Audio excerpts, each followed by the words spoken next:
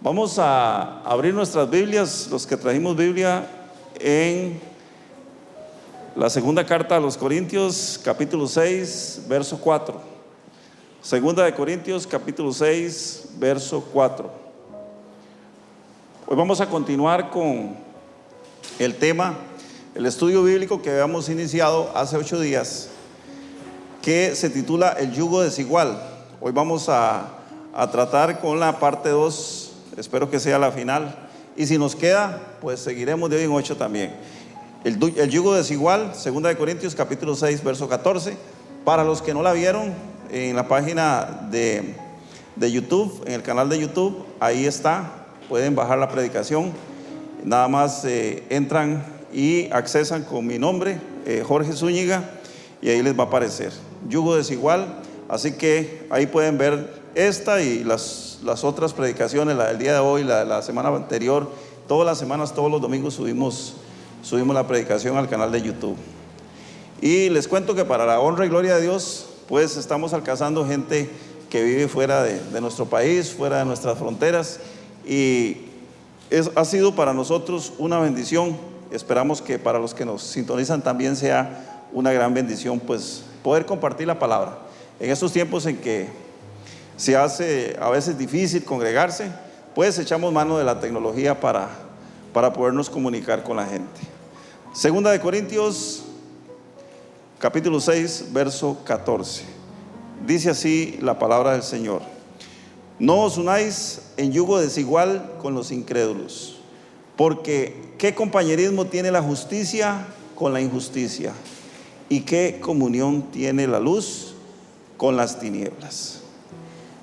Como les decía, hermanos, hoy hace 8 días hablamos del tema del yugo desigual y compartimos acerca de que muchas veces se ha considerado que hacemos yugo desigual cuando nos mezclamos con personas que no tienen conocimiento del Señor, que son renuentes a recibir las buenas nuevas de salvación, y por estereotipo se nos ha tratado de hacernos creer que Dios guarde nos mezclemos con esas personas. Dios guarde nos mezclemos con la gente que es inconversa, con la gente que no conoce al Señor, porque eso nos contamina, eso nos echa a perder nuestra vida espiritual, y en realidad eso es totalmente equivocado.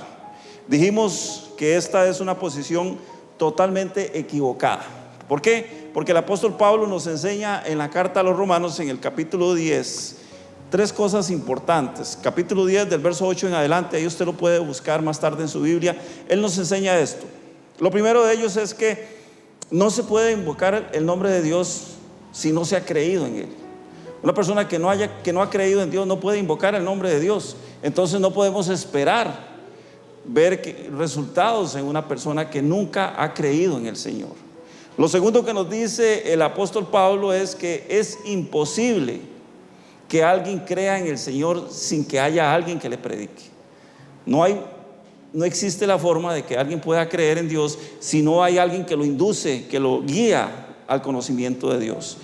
Y la tercera cosa que podemos extraer de ahí es que es imposible que alguien predique sin tener a Cristo en su corazón. ¿Por qué? Porque aún no ha recibido el mandamiento, ese mandamiento hermoso de la gran comisión, cuando el Señor nos manda a predicar el evangelio. El Señor nos dice que tenemos que ir a predicar el evangelio a toda criatura. Y aquí precisamente vamos a encontrar la controversia cuando se nos dice, cuando se nos trata de enseñar que hacer yugo desigual es visitar una casa de un incrédulo, es visitar una casa de una persona que no conoce, de una persona inconversa, porque hay 2 términos que son diferentes, y estos los hemos venido desarrollando. Hoy hace 8 hablamos de eso, y hoy vamos a hablar un poquito más. Una cosa es un incrédulo y otra cosa es un inconverso. Son 2 términos diferentes que los podemos aplicar en diferentes situaciones y que no exactamente son sinónimos como muchas veces se ha creído. Dijimos también que es de vital importancia para la predicación del evangelio que nos relacionemos con todo tipo de personas, estén en la condición que estén. ¿Por qué? Porque es la única forma de poderles predicar el evangelio. La palabra del Señor nos enseña que nosotros somos cartas leídas. ¿Qué significa ser carta leída? Que nuestra vida, nuestro testimonio está expuesto para que las demás personas las vean. Entonces, cuando yo voy a alguien, tengo que llevar mi testimonio de vida. Y mi testimonio de vida tiene que ser la vida de Cristo dentro de mí. Si yo no tengo la vida de Cristo dentro de mí, no va a pasar absolutamente nada. Así que es de vital importancia para predicar el evangelio que nosotros nos relacionemos con todo tipo de personas. Los evangelios nos enseñan que Jesús era duramente criticado por los religiosos de su época. Vemos que constantemente Jesús tenía encontronazos con ellos. Y les cuento que como lo dice el apóstol Juan al final del evangelio que lleva su nombre, no se escribió ni siquiera, no sé, por decir alguna décima parte de lo que fue la vida de Jesús. No se pudo escribir. ¿Por qué? Porque lo que tenemos en la Biblia fue lo que los cronistas, evangelistas pudieron recopilar acerca de lo que Jesús enseñó y de lo que Jesús hizo. Pero no sabemos cuántas cosas más hay que nosotros no podemos conocer porque simple y sencillamente no quedaron retratadas en los escritos de los evangelistas. Pero sí podemos encontrar que los evangelios nos enseñan a un Jesús duramente criticado por los religiosos de la época. ¿Por qué? Porque Jesús iba y se sentaba y comía con las personas que eran consideradas pecadoras. Entonces, los que se creían muy buenos, los que se creían que ellos tocaban el cielo con las manos, le decían que él era un comilón, que él era un hombre que se daba sus comidas, sus grandes atipadas, y le decían también bebedor. En término peyorativo le decían borracho, porque Jesús se sentaba a tomar vino con ellos. Bueno, les resalto este asunto, y es que en ese tiempo el agua era de muy mala calidad. Entonces la gente tomaba vino no para embriagarse, sino porque era la bebida con la que se acompañaba la comida. Pero ellos lo utilizaban de esa manera para tratar de perjudicar la imagen de Jesús. Y entonces le decían: usted se sienta a la mesa y come con pecadores, usted se sienta a la mesa y comparte con ellos. ¿Qué significa eso? Que usted es uno de ellos. ¿Por qué? Porque para la cultura judía el pecador se mezclaba con los pecadores, el santo, el puro, el inmaculado solamente con los santos, puros e inmaculados. Y esto es una de las grandes facetas que todavía hasta nuestros días, yo le llamo una corroncha, una costra que se nos ha pegado a los seres humanos, que es precisamente lo que nos trae la religión a nuestras vidas. Los religiosos por lo general se consideran muy buenos. O sea, nosotros no podemos andar por ahí considerándonos buenos. Y hay un pasaje muy hermoso también en la Biblia cuando dice que un muchacho llega y se le acerca a Jesús y le dice: maestro bueno, maestro bueno. Y Jesús se vuelve y le dice: ¿por qué me llamas bueno? Solo hay uno bueno, y ese es el Padre. Y no es que Jesús no fuera bueno, es que cuando el hombre lo aborda, él lo que estaba viendo era la persona, estaba viendo al ser humano. Y ese pasaje nos enseña que nosotros, cuando vemos al ser humano, no podemos ver nada bueno, porque nosotros los seres humanos somos malos por naturaleza, somos pecadores por naturaleza. El apóstol Pablo nos enseña que tenemos dos naturalezas viviendo o conviviendo dentro de nosotros, que en nosotros está cuál de las dos es la que sobrevive, más bien la que está por encima de la otra, y es precisamente la naturaleza diabólica y la naturaleza de Cristo. No en vano, la palabra nos enseña también que nosotros como cristianos tenemos que cambiar nuestra conducta. O sea, no es un asunto que vamos a decir: Dios, cámbiame, aquí estoy, y ya, vamos a seguir haciendo lo que seguimos haciendo, y en algún momento Dios nos va a agarrar y nos va a pegar un flechazo y vamos a cambiar así automáticamente, como decimos, por arte de magia. Esto no sucede. Dios no cambia a nadie porque sí. Nosotros tenemos que cambiar. Nuestra conducta tiene que ser puesta a los pies de la cruz para que el Señor comience a moldar nuestro carácter. Pero recuérdese que tenemos una mente y tenemos una conciencia que tiene que ser enseñada, porque la palabra del Señor dice que nosotros tenemos que adquirir la mente de Cristo. ¿Y cómo es que adquirimos la mente de Cristo? Precisamente a través de un cambio en nuestra forma de actuar.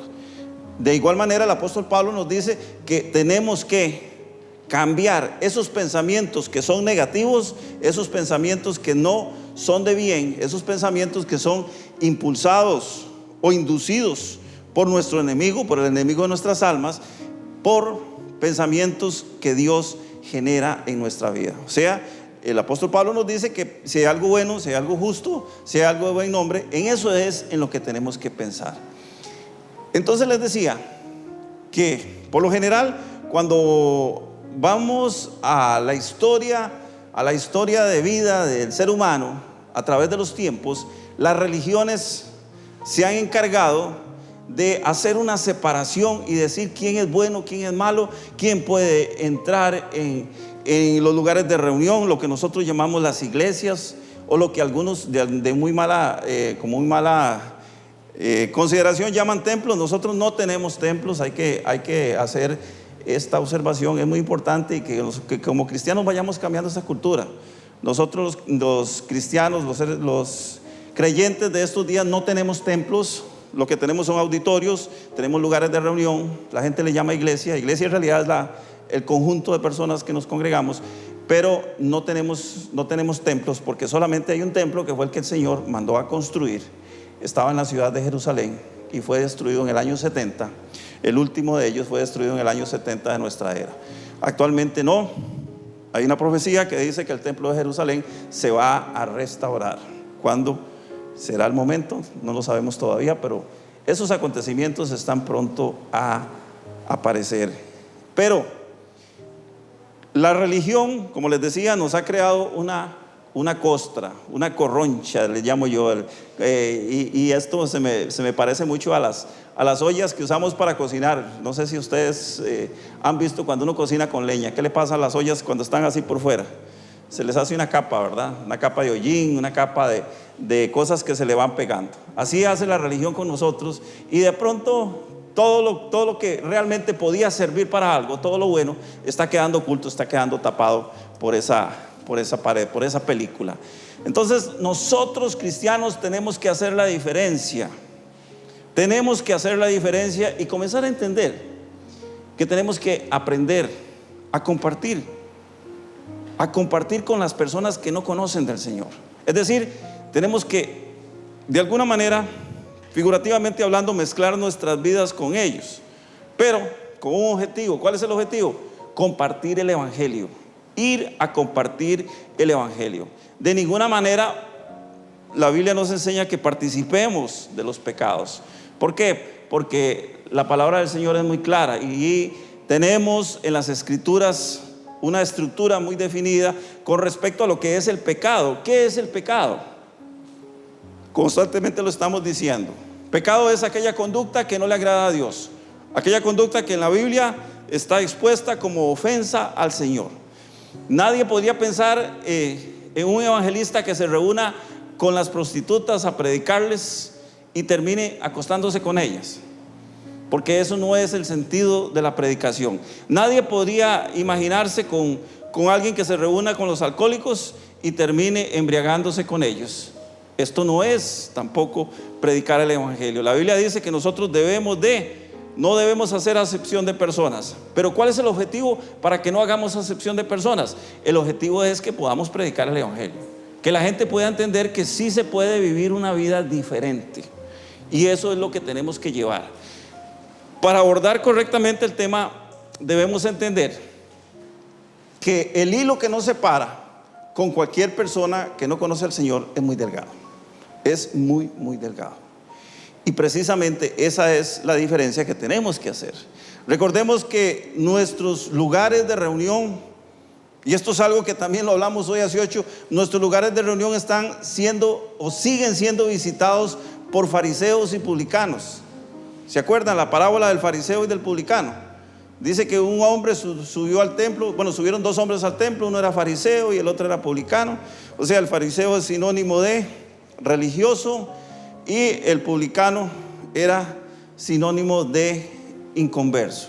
Y dice que los dos fueron a orar, y uno decía: Señor, te doy gracias porque yo soy bueno, porque no soy como ese tipo, no soy ladrón, no soy sinvergüenza, no estafo a nadie, todos los domingos vengo al templo. Ellos sí estaban en el templo. Todos los domingos vengo al templo, vengo a orar, oro todos los días, ayuno por lo menos 3 veces por semana y pago los diezmos. Él se sentía muy bueno y le daba gracias a Dios porque no era eso.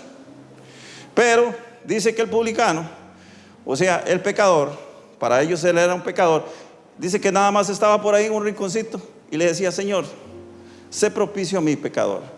O sea, Señor, perdóname, yo sé que soy pecador, yo sé que soy malo, reconozco que soy malo, perdóname por favor.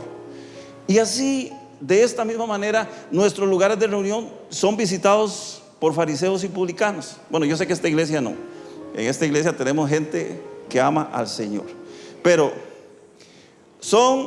¿quiénes son actualmente los fariseos y los publicanos?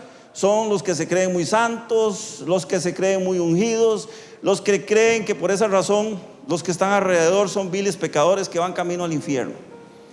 Y a menudo lo vemos en las congregaciones.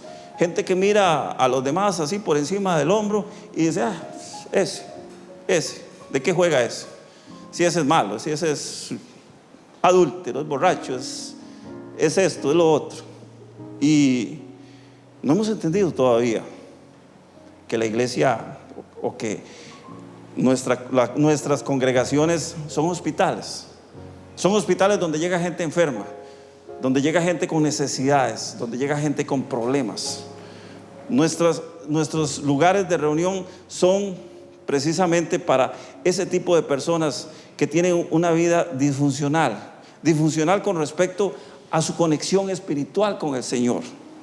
Alguien le llama por ahí personas rotas, y yo creo que sí. Todos somos rotos en alguna medida. Todos necesitamos un remiendito del Señor para hacernos nuevos. Y no solamente un remiendito, necesitamos cambiar. Porque una vez que somos cambiados, una vez que somos sanados, dice la palabra del Señor que nos convertimos en nuevas criaturas. Que el hombre viejo queda atrás y ahora viene este hombre nuevo, viene esta mujer y este hombre nuevo, que es el que se va a encargar de vivir una vida delante del Señor. También tenemos los que conocen muy bien que lo único que los sostiene en pie es el poder de Jesucristo, que los ha librado de la esclavitud del pecado. Todos los días, hermanos, todos los días nosotros pecamos. Y dice el apóstol Juan que el que dice que no ha cometido pecado es mentiroso, y convierte en mentiroso a Dios, porque Dios sabe que nosotros somos pecadores. Entonces, si estamos conscientes, si sabemos de dónde el Señor nos sacó, sabemos que el Señor nos ha sacado de la esclavitud del pecado. La verdad es que ninguno de nosotros, de los que estamos aquí, de los que están afuera, los que me están escuchando o me están viendo en este momento a través de YouTube, ninguno de nosotros se salva de ser pecador. De una u otra forma todos pecamos, y eso hace que necesitemos día a día la gracia de Dios. Día a día la gracia de Dios. Eso hace que día a día entendamos que no hay ninguno que se salve de pecar. ¿Cuál es la diferencia entre una persona que ama a Dios y una persona que no conoce al Señor? Pues simple y sencillamente que el que peca voluntariamente, pues no conoce al Señor y no ama a Dios. Nosotros, si cometemos algún pecado, vamos delante del Señor. Primera de Juan 1:9, ¿qué nos dice? Dice que nos confesamos nuestros pecados, Él es fiel y justo para perdonar nuestros pecados y limpiarnos de toda maldad. Así que ninguno de nosotros se salva de eso. Les recuerdo las palabras del hermano proverbista Facebook de 18 que hablamos, una frase que me encontré en Facebook. Se asustó Rosita cuando le dije eso, ¿verdad? En Facebook, ahí hace 22 días me encontré una frase que me gustó mucho. La copié y aquí otra vez se las vuelvo a decir. Dice: usted no puede juzgar a la gente solo porque peca de una forma diferente a la suya. Usted no puede juzgar a nadie por el simple hecho de que está pecando de manera diferente como usted peca. Así que ahí tenemos todos exactamente la medida de lo que somos. Si ya tenemos bien claro que no podemos aplicar el pasaje de 2 Corintios 6:14. ¿Qué dice 2 Corintios 6:14? Dice: no os unáis en yugo desigual con los incrédulos. Así es. Ya tenemos claro que no podemos aplicar este pasaje para cualquier situación que se nos presente, sobre todo cuando se trata de interactuar con personas que no conocen a Cristo, sobre todo cuando hay personas que necesitan conocer el Evangelio. Ok, no os unáis en yugo desigual con los incrédulos. Entonces, ¿quiénes son esos incrédulos? ¿Quiénes son esos incrédulos de los cuales nos habla la Biblia? Lo primero que tenemos que entender es esto, y esto es algo muy importante, porque tal vez fue algo de las primeras cosas que yo aprendí cuando comencé a estudiar la palabra de Dios, y me causó una gran impresión. ¿Por qué? Porque yo siempre decía: ay, qué lindo, aquí está la Biblia, y esa Biblia se escribió para los que no conocen a Dios. Eso no es cierto. La Biblia, la palabra de Dios, es para los que conocemos a Dios, los hijos de Dios. O sea, la palabra de Dios no se escribió para inconversos. La palabra de Dios se escribió para nosotros. Realmente la Biblia está escrita para los que hemos decidido seguir a Jesucristo, para los que hemos decidido confesar a Jesucristo como nuestro suficiente Salvador. Todos los escritos que usted se encuentra en este libro están dirigidos hacia los creyentes. ¿Por qué? Porque Dios quiere que vivamos una vida correcta delante de Él. En Romanos capítulo 1, versos 16, nos dice que el Evangelio es poder de Dios para salvación para todo aquel que cree. O sea, si nosotros creímos en la palabra de Dios, la palabra de Dios está escrita para nosotros. Ese poder que nosotros adquirimos cuando creemos en el Señor, lo vamos a atesorar en nuestra vida, porque es nuestra salvación personal. Cada uno de nosotros tiene que estar pendiente de nuestra salvación de su salvación personal. Por eso es que la palabra de Dios nos dice que debemos cuidar nuestra salvación, ¿cómo? Con temor y con temblor. O sea, lo que nos está diciendo el escritor bíblico es que tenemos que estar todos los días delante de la presencia del Señor, porque en el momento en que nos apartamos, en el momento en que nos alejamos, en el momento que dejamos, a partir de ese momento estamos en problemas, estamos muy propensos a caer en las garras del enemigo. Sucede que hay algunos que, habiendo escuchado el Evangelio, y aquí voy con el tema de la incredulidad, hay algunos que, habiendo escuchado el Evangelio, y óigalo bien, incluso allí, habiendo hecho la oración de fe. ¿Cuál es la oración de fe? Todos la sabemos, está en Romanos capítulo 10, versos 8 al 9. Y es cuando nosotros proclamamos que Jesús es nuestro Salvador, creemos en nuestro corazón que Dios le levantó de los muertos, y le decimos: Señor Jesús, perdona mi vida, escribe mi nombre en el libro de la vida. Y ahí en adelante dice la palabra de Dios que con la boca se confiesa para verdad y con el corazón se cree para justicia. Ok, hay algunos que, habiendo escuchado el Evangelio y que incluso habiendo hecho la oración de fe, conste que yo personalmente creo que la oración de fe por sí sola no es una garantía de arrepentimiento, no es una garantía de conversión tampoco. ¿Por qué? Porque cualquiera puede, en un momento de emoción, en un momento emocional, los seres humanos somos seres emocionales, en algún momento de emoción o en algún momento de tristeza, de necesidad, que también ahí influyen las emociones, hacer la oración de fe y decir: Señor, yo te recibo como mi Señor y Salvador, pero no tiene ningún deseo de arrepentirse, ni tiene ningún deseo de convertirse. Los que han permanecido durante muchos años en una iglesia, incluso han sido puestos en cargos de servicio, han predicado algún mensaje de la Biblia, o tal vez aquellos que llevan años sentados en una banca o en una silla. Bueno, ya ahora no hay bancas. Antes en las iglesias tenían unas filas de bancas, no sé si ustedes se acuerdan. Era hasta incómodo, eran de madera, ¿verdad, Eugenio? Le digo a usted porque usted sí se acuerda de eso, ¿verdad? Yo no. Ahí está Marito también, claro. Eran durísimas, dice Marito. Bueno, ya tenemos compañía, Eugenio. Esas sillas, esas bancas eran incómodas y tenían al que estaba a la par ahí, codo a codo. Era sumamente terrible. Y además de eso, pues no había aire acondicionado, ¿verdad? En los auditorios como hay aquí. Así que somos privilegiados. El Señor nos ha permitido llegar a estos tiempos con sillitas individuales. Bueno, ahora en este tiempo de distanciamiento social, ahí sentaditos por burbujas y compartiendo cómodamente. Bueno, la cosa es que hay gente que lleva muchos años sentado en una silla. Hay muchos de esos, de todos estos que dije, de todo este cóctel de personalidades que les acabo de presentar. Muchos de esos simplemente son simpatizantes del Evangelio y aún no se han convertido. Simplemente simpatizantes del Evangelio. Yo sé que esto es muy duro. Y que tal vez a veces pues uno le cae mal a la gente. Pero tenemos que ser realistas. Llegamos al momento en el cual los últimos tiempos nos tienen que llevar a una realidad y a una confrontación con la palabra. ¿Por qué? Porque estamos jugándonos, hermanos, nuestra vida eterna.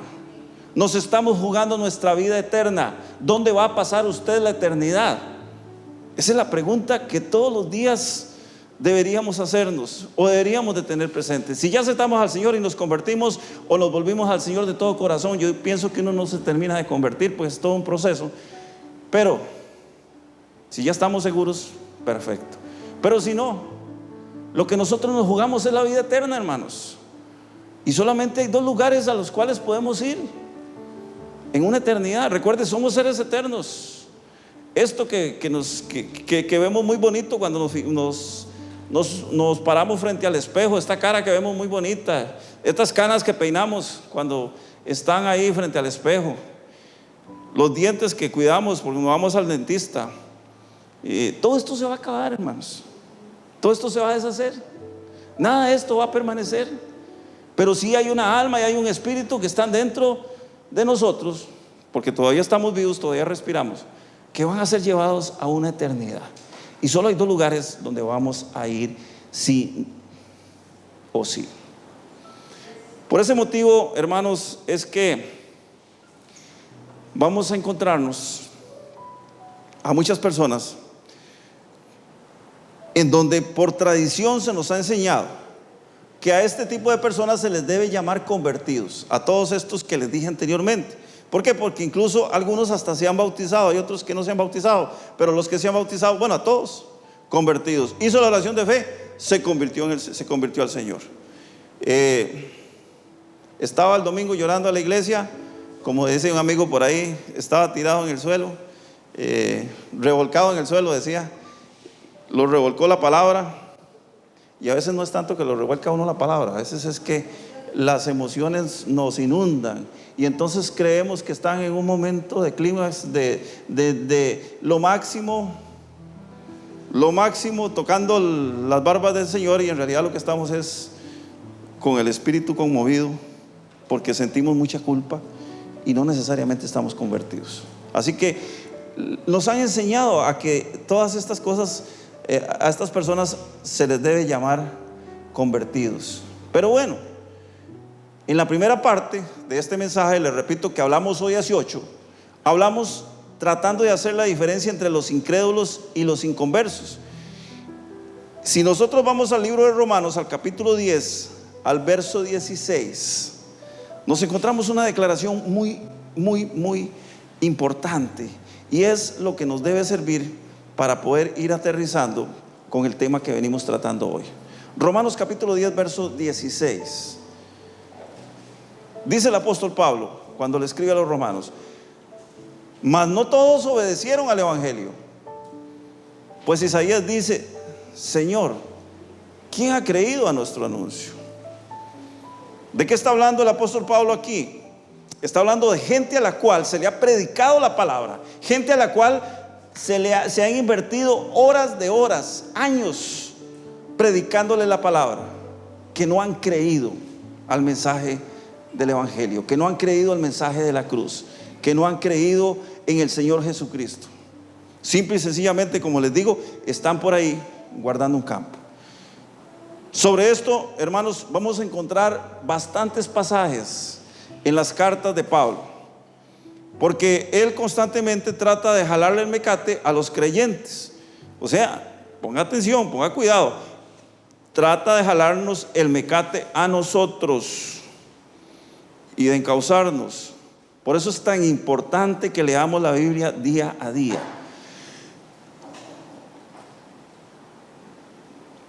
Y es que a menudo la gente deja de obedecer la palabra de Dios. A menudo la gente sigue otras cosas. En nuestros días hay gente que anda detrás de los palabreros. ¿Qué son los palabreros?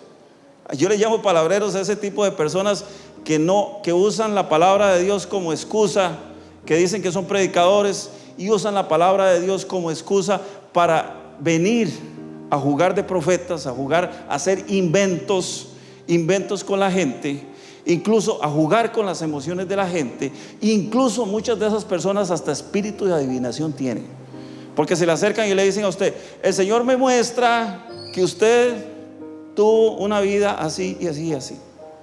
Y el Señor no es chismoso. El Señor no va a llegar a contarle a usted, no va a contarle a otra persona sus intimidades, porque solamente usted y Él las tiene. Así que, hermanos, mucho cuidado, porque los palabreros estuvieron y están en las iglesias, estuvieron en los tiempos de Pablo y siguen estando. Así que cuando alguien llega a decirle a usted, o cuando le presentan a alguien como profeta, tenga mucho cuidado. No digo que no hayan profetas, no digo que no, pero ¿cuál es el verdadero profeta? El que predica con la palabra de Dios. El profeta es el que habla la palabra de Dios. Ese es el verdadero profeta. Por eso es que Pedro lo dice muy, muy claro.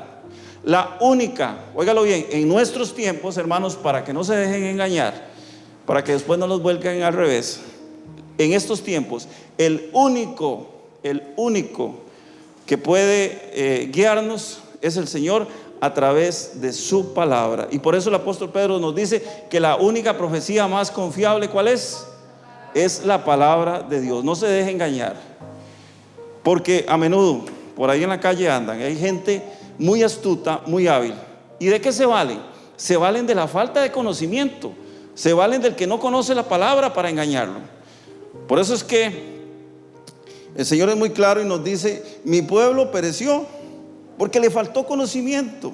Pero luego agrega, dice: porque desechaste el conocimiento. ¿Cuándo desechamos nosotros el conocimiento? Cuando dejamos de lado la palabra de Dios. Pablo le dice a sus discípulos, a la gente que él había evangelizado, les dice que han dejado de obedecer la palabra por seguir palabreros. A los Gálatas les dice, en Gálatas 3:1 dice: oh Gálatas insensatos, oh Gálatas insensatos, ¿quién os fascinó para no obedecer la verdad? A vosotros, ante cuyos ojos Jesucristo ya fue presentado claramente entre vosotros como crucificado.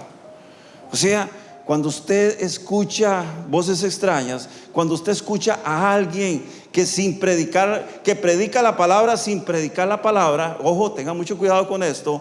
Hay gente que predica la palabra sin predicar la palabra. Hay gente que se presenta como un predicador de la palabra, abre la Biblia, lee unos versículos y después comienza a hacer mercadería de las personas. ¿Por qué? Porque cuando usted no está recibiendo la palabra de Dios, lo están convirtiendo en simple mercancía. Y en esto tenemos que tener mucho cuidado. Y Pablo le dice a los Gálatas, les dice insensatos, o sea, gente que no tiene sensatez. ¿Por qué? Porque ya habían escuchado la palabra de Dios, porque ya se les había predicado, ya ellos habían estado muchas veces, durante muchas reuniones, escuchando la palabra de Dios. Y dice claramente: entre vosotros ya Jesús fue presentado como crucificado. O sea, no podemos de ninguna manera volver atrás. Por eso es que cuando Isaías dice: ¿quién ha creído a nuestro anuncio? Hay una interrogante muy grande de parte del Señor, porque el Señor dice: estos que habiendo escuchado no creyeron, estos son incrédulos. De todo lo anterior, hermanos, podemos determinar que al hablarnos acerca de los incrédulos, el apóstol Pablo específicamente nos habla de aquellas personas que no dan fruto. ¿Cuál es el fruto que tenemos que dar? Gálatas 5, 22 y 23 nos habla acerca del fruto del Espíritu. Y dice que el fruto del Espíritu está compuesto por amor, gozo, paz, paciencia, benignidad, mansedumbre, templanza, bondad, fe y amor. Se me faltó, siempre me quedo enclochado al final. Pero bueno, ahí está, Gálatas 5, 22 y 23. No son frutos, es un solo fruto. ¿Y por qué es un solo fruto? Porque provienen de una sola persona, que es el Espíritu Santo. Así que el que no da fruto en la vida cristiana, Jesús dijo que ese estaba a punto de ser cortado, ¿cierto? ¿Qué dijo Jesús? Que el que no daba fruto era cortado y era echado al fuego. Cuando Jesús hace una parábola hermosa y dice que Él es la vid verdadera y nosotros somos los pámpanos, o sea, nosotros somos el árbol que sostiene la presencia de Dios. Eso es lo que está diciendo Jesús. Usted es ese árbol vivo que sostiene la presencia de Dios, como eran los pámpanos en su tiempo, que eran unos arbustos que sostenían las ramas de la vid. Entonces ahí estaba agarrada la vid y se sostenía precisamente del pámpano. Pero ¿qué dice la palabra? Que si nosotros no servimos para sostener a Jesús, ¿qué pasa? Nos cortan y nos echan al fuego. Somos cortados y echados al fuego. Imagínense a cuál fuego nos van a echar. No es al fuego de la casa donde cocinamos, donde hacemos los chicharrones, ¿verdad? No, es al fuego eterno donde vamos a ser echados. La Biblia es muy clara al decir eso. Así que si no damos frutos, seremos cortados, desarraigados del reino de Dios y lanzados a ese otro lugar que no es el cielo, que es el lugar donde la llama no se apaga. De esta forma, hermanos, podemos entender muy meridianamente que el pasaje que nos habla acerca del yugo desigual se refiere a esos momentos en los cuales hacemos alianza con gente a la cual se le ha predicado, con gente a la cual hemos visto metida años en las iglesias, pero que de manera abierta se niegan a obedecer la palabra de Dios. Hay gente metida en las iglesias que se niegan a obedecer la palabra de Dios y que viven su vida como les da la gana, y que levantan sus manos y que dicen: Señor, yo te amo, Señor, yo te sirvo, Señor, yo te sigo, pero que están muy lejos de practicarlo. Así que Romanos, ya para ir terminando, capítulo 6, versos del 1 al 6. Si tiene su Biblia, búsquelo. Este es uno de los pasajes más hermosos en cuanto a la definición del tema. Romanos capítulo 6, versos del 1 al 6. Dice así: ¿qué pues diremos? ¿Perseveraremos en el pecado para que la gracia de Dios abunde? Dios me perdona. Dios es todo amor y Él no va a dejar al final que nadie se pierda. Mentira del diablo. Si el diablo le metió eso a usted en la cabeza, sáqueselo. ¿Por qué? Porque el apóstol Juan, en su evangelio, capítulo 1, versos 12 al 13, dice que Jesús a los suyos vino y los suyos no le recibieron. Pero dice: mas a todos los que le recibieron, esto es, a los que creen en su nombre, les dio potestad de ser hijos de Dios. ¿Cuándo cree uno en el nombre de Jesús? Cuando decide apartarse, cuando decide llevar una vida que le agrade a Jesús. Entonces dice el apóstol Pablo: ¿vamos a perseverar en el pecado para estar siendo perdonados a cada rato? No, de ninguna manera. No. Somos pecadores y sabemos que hemos pecado y todos los días ofendemos al Señor y tenemos esa posibilidad de ir delante del Señor, pero no practicar de manera consuetudinaria un pecado como si fuera la gran gracia que estamos haciendo delante del Señor. Porque el Señor es muy bueno y Él me va a salvar. Por eso la palabra dice, a los que creen en su nombre les dio potestad de ser hijos de Dios. Si alguien no cree en el nombre de Jesús, por muy bueno que sea Dios, al final va para el infierno. Dice el verso 2, en ninguna manera, porque los que hemos muerto al pecado, ¿cómo viviremos aún en él? Si nos apartamos del pecado, ¿cómo vamos a vivir una vida de pecado? Eso es lo que dice la palabra de Dios. Verso 3, ¿o no sabéis que todos los que hemos sido bautizados en Cristo Jesús hemos sido bautizados en su muerte? ¿Qué nos está diciendo? Que Cristo se negó a sí mismo, como dice la palabra. Él estaba sentado en su trono al lado del Dios Padre, y de pronto se hace un llamado. Este pasaje es muy lindo, muy metafórico. Lo encontramos en el libro de Isaías capítulo 6. Se llama el llamamiento de Isaías, pero en realidad ahí lo que está narrando es un acontecimiento en el cielo. O sea, está hablándonos de manera profética cómo era que Jesús iba a venir y cómo era que Jesús iba a recibir ese llamado. Isaías capítulo 6, ahí para que lo guarde y se lo lea. La gente dice, así que lindo, ¿cómo el Señor llamó a Isaías? No, como Cristo se ofreció para venir a salvarnos. Es lo que usted va a encontrar en ese pasaje. Pero bueno, dice que hemos sido bautizados en su muerte, o sea, en la negación de vivir para el mundo. Y esto es algo que repetimos constantemente. ¿Vivimos para el mundo? Claro que vivimos para el mundo. Vivimos apegados a las cosas materiales, vivimos apegados a los bienes de la tierra. Por eso es que no podemos despegar, por eso es que nos cuesta tanto, por eso es que todos los días vivimos pensando que ¿qué va a pasar mañana?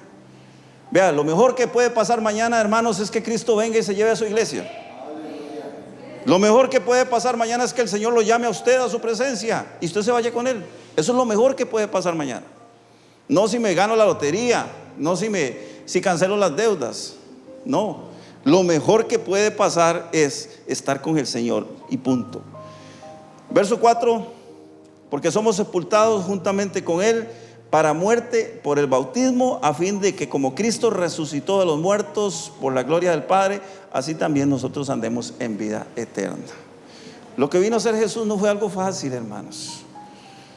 Lo que Jesús pasó en la cruz del Calvario no fue algo fácil, no fue en vano. Él vino a vivir una vida íntegra para mostrarnos que sí se puede vivir en santidad, número 1. Y número 2, vino a morir para vencer la muerte, porque la palabra del Señor nos enseña que Él es la primicia de la resurrección. O sea, Él fue el primero que resucitó. Y después de que Cristo resucita, todos nosotros, dice la palabra de Dios, seremos resucitados juntamente con Él.